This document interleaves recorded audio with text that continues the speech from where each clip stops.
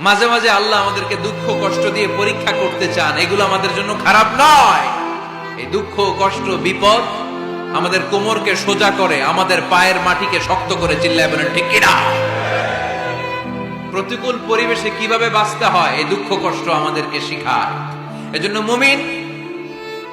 মুমিন বান্দার বৈশিষ্ট্য হচ্ছে দুঃখ কষ্ট বেদনা জ্বালা এগুলোতে সে আপসেট হয় না, সে হাল ছেড়ে দেয় না, সে ভরসা রাখে একজনের উপর। চিল্লায় বলতে হবে তিনি কে?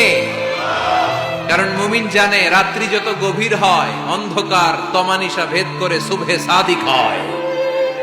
মুমিন জানে গর্ভবতী নারীর পেটের ব্যথা যেই দিন বাড়তে থাকে ওই দিনই নতুন মেহমান আগমনের সময় ঘনাতে থাকে। মুমিন জানে তার জীবনে দুঃখ কষ্ট বিপদ যত বাড়তে থাকে সুখের দিন কাছে আসতে থাকে। এজন্য মুমিনের হারাবার কিছু নেই।